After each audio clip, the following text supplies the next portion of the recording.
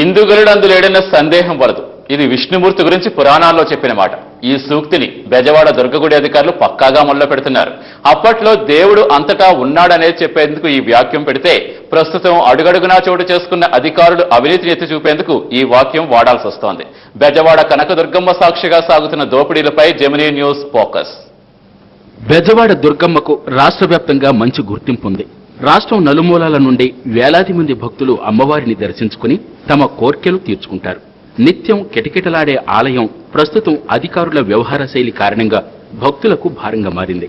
అమ్మవారిని దర్శించుకోవటం ధనికులకే సాధ్యమా అన్నంతగా పరిస్థితి మారిపోయింది.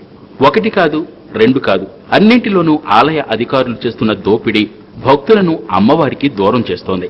కొండ కింద నుండి మొదలై కొండపైన అమ్మవారిని దర్శించుకునే వరకు చేతులు తడపనిదే ముందుకు కదలని పరిస్థితి ప్రస్తుతం భక్తులు ఎదుర్కొంటున్నారు. క్యూ లైన్ల నుండి కొబ్బరికాయలు కొట్టే వరకు భక్తులు నిలువునా దోపిడీకి గురవుతున్నారు. 10 రూపాయలకు కొబ్బరికాయ కొంటే ఆ కొబ్బరికాయ అమ్మవారి వద్ద కొట్టి ముక్కు తీర్చుకోవడానికి 20 రూపాయలు ఇవ్వాల్సి వస్తుందంటే ఆలయంలో దోపిడీ ఎంత దారుణంగా ఉందో అర్థం చేసుకోవచ్చు. ఈ విషయమై కొంతమంది రాజకీయ నాయకులు ఈ మధ్య ఆలయంలో జరుగుతున్న వ్యవహారాలను ఖండించడం కూడా జరిగింది. ఇక వేల రూపాయలు భక్తులు వేసే కానుకల ద్వారా వస్తుంటే వాటిని ఏవో లెక్కలతో దోపిడీ చేసి ఖర్చులెక్కువయ్యాయని లడ్డూ సైజు తగ్గించి ధర పెంచి భక్తులను దోచుకుంటున్నారు. అంతేకాకుండా తాజాగా కానుకల లెక్కింపులో ఓ ఉద్యోగి నగదు దొంగతనానికి పాల్పడటం కూడా అధికారుల నిర్లక్ష్యానికి అద్దం పడుతోంది. తల వెంట్రుకల్లోనూ కానుకల్లోనూ ఇలా ప్రతి దాంట్లోనూ దోపిడీకి పాల్పడుతున్న అధికారుల వ్యవహార శైలిని బెజవాడ వాసులు తీవ్రంగా వ్యతిరేకిస్తున్నారు. ఇకనైనా ఇలాంటి అక్రమాలను అరికట్టాలని కోరుతున్నారు. దుర్గగుడిలో అధికారుల ఆగడాలు, భక్తుల ఎక్కట్లు తదితర అంశాలకు సంబంధించి మరిన్ని వివరాలు విజయవాడ నుంచి మరింత సుబ్బారావు అందిస్తారు. Thank you. అమ్మలగన్నయమ్మ, ముగ్గురమ్మల మూలపటమ్మ బెజవాడ దుర్గమ్మ రాష్ట్ర వ్యాప్తంగా దేశవ్యాప్తంగా కూడా భక్తుల పాలిట కల్పవలిగా కొంగు బంగారు ఎవరైనటువంటి అమ్మవారి ఆలయానికి దాదాపుగా ప్రతి ఏడాది కూడా కోట్లాది రూపాయల కానుకలు పెద్ద ఎత్తున భక్తుల నుంచి అంతా ఉన్నాయి. అయితే ఆ కానుకలన్నీ కూడా తిరిగి అమ్మవారికి పూర్తిగా చెందుతున్నాయా అంటే లేదనేటువంటి చెప్పుకోవచ్చు. ఎందుకంటే అమ్మవారి దగ్గర అభివృద్ధి పేరుతోటి కోట్లాది రూపాయల యొక్క నిధులను పెద్ద ఎత్తున దుర్వినియోగం చేస్తున్నారు. మరో పక్క చూసుకుంటే కనుక అమ్మవారి ఖ్యాతిని కూడా మసకబాచేటువంటి పరిస్థితి కనిపిస్తా ఉంది. దీనిపైన మనతో మాట్లాడేందుకు బీజేపీ నాయకులు శ్రీనివాసరాజు, అదేవిధంగా స్థానిక ప్రజాప్రతినిధి అయినటువంటి మోహన్, అదేవిధంగా గణేష్ ఉన్నారు. వారితో మాట్లాడదాం. సార్ చెప్పండి శ్రీనివాసరాజు గారు, అసలు అమ్మవారి ఆలయానికి దాదాపుగా జాతీయ స్థాయిలో అత్యంత ఆదరణ, భక్తులలో విశ్వాసం ఉంది. ఆ స్థాయిలో అధికారులు అక్కడ సేవలు ఇస్తున్నారు భక్తులు. మన రాష్ట్రంలో తిరుపతి తర్వాత అత్యంత ప్రాముఖ్యమైన దేవాలయం దుర్గా మల్లేశ్వర స్వామి దేవాలయం. అనేక వందల కిలోమీటర్ల నుంచి కూడా భారతదేశ వ్యాప్తంగా వచ్చి అమ్మవారి దర్శనం కోసం మరి పరిగెత్తులు పెడుతూ ఉండే పరిస్థితి ఈ రోజు కనిపిస్తున్నది. వచ్చిన వాళ్ళు కళ్ళారుగా అమ్మవారిని చూసుకునే పరిస్థితి, మరి వాళ్ళ యొక్క కోరికలు మరి అమ్మవారికి చెప్పుకునే పరిస్థితి ఈ రోజు ఉంది. అలాగే ఏర్పాట్ల విషయంలో కూడా మరి ఎన్ని కిలోమీటర్ల నుంచి వచ్చిన వాళ్ళకి కనీసం వసతి ఏర్పాట్లు కానీ, దర్శనం సంబంధించిన ఏర్పాట్లు కానీ సరిగా మరి దేవస్థానం సంబంధించిన వాళ్ళు చేయలేకపోతున్నారు. అలాగే కొన్ని దశాబ్దాలుగా అనేక అవినీతి ఆరోపణలు వస్తున్నాయి. మరి ఇక్కడున్న ఈవోల విషయంలో కానీ, అధికారుల విషయంలో కానీ కరప్షన్ మరి పతాక స్థాయికి లేదు. రాష్ట్రంలోనే మరి ఏ డిపార్ట్మెంట్లో కరప్షన్ ఉంటే ఫస్ట్ ఎన్విరాన్మెంట్ డిపార్ట్మెంట్ వస్తుంది. అలాగే విజయవాడలో కనకదుర్గ దేవస్థానం ప్రతి విషయంలో కూడా మరి ఆరోపణలు వచ్చినప్పుడు రాష్ట్ర ప్రభుత్వ అధికారులు కూడా పట్టించుకోకపోవటం, అంటే పైనుంచి కింద వరకు కూడా పై అధికారులు భరోసాగా ఉండటం వల్ల కింద స్థాయి అధికారులు కూడా మేము ఏం చేసినా చెల్లుబాటు అవుతుంది అనేది అది కింద దేవస్థానం పనిచేసే అధికారులు ఉంటాం. అలాగే ఈ అనేక సంవత్సరాలకి ఇక్కడ తిష్ట వేసుకోవటం, మరి వేరే డిపార్ట్మెంట్ నుంచి డిప్యూటేషన్ మీద వచ్చిన వాళ్ళు వేరే ప్రాంతం నుంచి వచ్చిన కనీసం 3 సంవత్సరాలకు ఒకసారి మారాల్సిన అవసరం ఉంది. కానీ అనేక సంవత్సరాలకు ఉండటం ఈ కరప్షన్ పెరిగిపోవటం, అలాగే పై వాళ్ళకి మినిస్టర్ దాకా వీళ్ళకి రకరకాల ఆబ్లిగేషన్స్ ఉండటం వల్ల వాళ్ళు అక్కడే ఉండటం వల్ల ఈ కరప్షన్ పతాక స్థాయి చేరింది.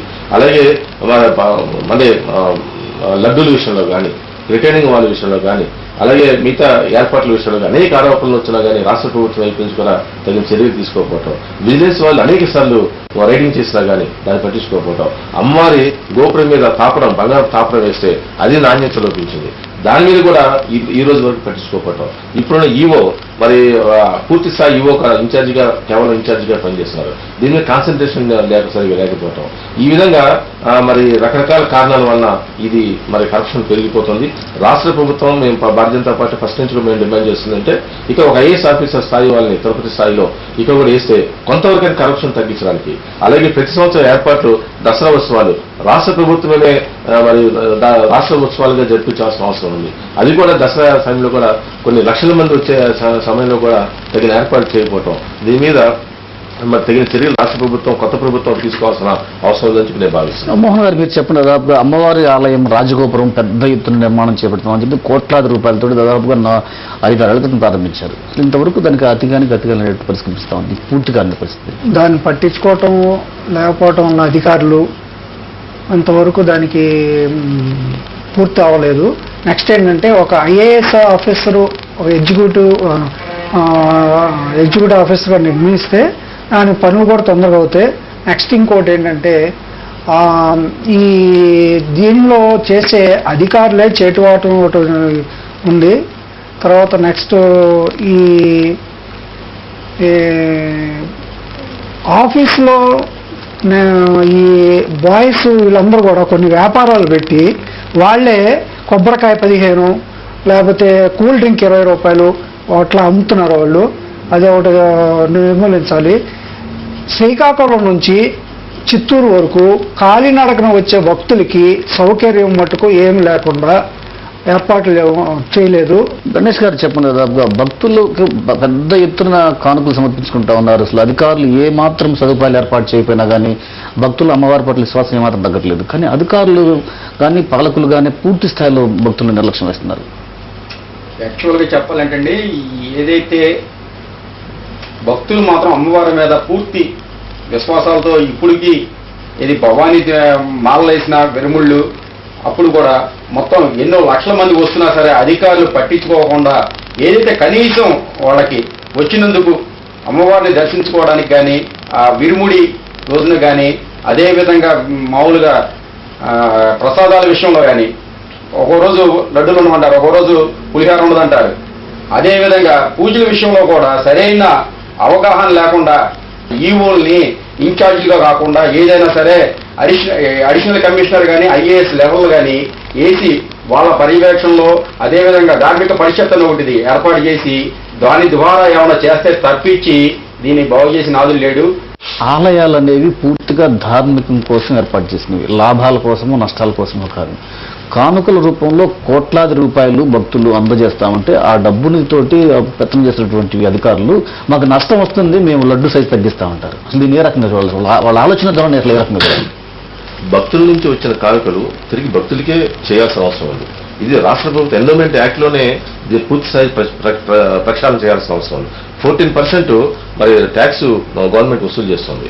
అలాగే ఇక్కడ ఎంప్లాయీస్ సంబంధించిన ఈవోలు కానీ వాళ్ళు గవర్నమెంట్ ఆఫీసర్లు బట్ శాలరీస్ ఏ గుడిలో ఉంటే ఆ గుడి శాలరీస్ తీసుకుంటారు. అంటే ఈ విధంగా వచ్చిన కానుకల్ని సద్వినియోగం కాకుండా పక్కదారి పడతాం ఒకటి. అలాగే లడ్డూల సైజు తగ్గించి మరి రేటు పెంచడం అని ఇది అసలు ఎందుకు రేట్ పెంచాల్సిన అవసరం? ఇది ఒక వ్యాపార సంస్థగా కాకుండా మరి భక్తులకు వచ్చే స్థాయిలో నాణ్యత ఇవ్వండి, కొంచెం లడ్డు పెద్ద సైజు ఇవ్వండి, వచ్చిన కానుకల్ని దీనికి ఉపయోగించండి. అలాగే హిందూ ధర్మ ప్రచారం కోసం మరి వచ్చిన ఇన్కమ్ ని ఖర్చు పెట్టే విధంగా మా దేవాలయం. మీరు గతంలో ఐఏఎస్ ఆఫీసర్ని దుర్గమ్మ ఆలయ ఈవోగా నియమించాలని పెద్ద ఎత్తున డిమాండ్ చేశారు, ఆందోళన కూడా చేసిన పరిస్థితి. మరి ఇప్పుడు కేంద్ర స్థాయిలో మీ బీజేపీ ప్రభుత్వం ఉంది, రాష్ట్ర స్థాయిలో మీ మిత్ర ప్రభుత్వం అయినటువంటి తెలుగుదేశం పార్టీ ఉంది. ఇప్పుడు తిరిగి మళ్ళీ దాని ఆందోళన కార్యక్రమాన్ని మళ్ళీ తిరిగి ప్రారంభిస్తారా, ఒత్తిడి ప్రారంభిస్తారా? ఆందోళన కార్యక్రమం పెట్టాల్సినంత అవసరం ఉండకపోవచ్చు అనుకుందాం. ఎందుకంటే విజయవాడ గుంటూరు మధ్యలో క్యాపిటల్ రాజధాని రాబోతుంది, ముఖ్యమంత్రి గారికి ఉంది. మేము ముఖ్యమంత్రి దృష్టికి తీసుకొచ్చి అవసరం మా ప్రభుత్వం అయితే మా పార్టీ అయితే ప్రజలు తీసుకొచ్చే విధంగా ప్రయత్నం చేసి ఈవెన్ ఐఏఎస్ ఆఫీసుల్లోనూ ఈ ప్రక్షాళన పూర్తి స్థాయిలో జరిగే విధంగా కరప్షన్ విషయంలో కూడా ఎటువంటి ఇబ్బంది లేకుండా ప్రజలకు సౌకర్యాలు కల్పించే విషయంలో కూడా భారతీయ జనతా పార్టీ తగిన విధంగా కృషి చేస్తుందని చెప్పి కూడా ఈ సందర్భంగా తెలియజేస్తాం. బెజవాడ దుర్గమ్మ ఆలయంలో అవినీతిని కనుక పూర్తిగా ప్రక్షాళన చేయాలంటే కనుక ముందుగా అక్కడ ఎవరైతే ఈవోలుగా ఉంటున్నారో వారి ఆ స్థానంలో ఖచ్చితంగా ఐఏఎస్ అధికారులు నియమించాలి. ఐఏఎస్ అధికారులు అయితేనే పూర్తిగా నిజాయితీగా పరిపాలన కానీ అది నిధుల ఖర్చు కానీ చేయగలిగే అవకాశం ఉంటుంది. అదేవిధంగా భక్తులకు సదుపాయాల విషయంలో అక్కడ ఉన్నటువంటి స్థలాభావాన్ని పరిశీలనలో తీసుకొని రాష్ట్ర ప్రభుత్వం కూడా దీనిపైన ఒక ప్రత్యేకమైనటువంటి కమిటీ వేసి మరింత అభివృద్ధి సాధించేందుకు ఒక సరికొత్తమైనటువంటి ప్రణాళికను రూపొందించాలి. ఆ విధంగా చేయగలిగితే మాత్రమే అమ్మవారి ఆలయానికి వచ్చేటువంటి భక్తులందరూ కూడా పూర్తిగా కూడా అమ్మవారి దర్శనం సంతోషంగా కలుగుతుందని చెప్పి భావిస్తున్నారు. ఇది పరిస్థితి. Out studio.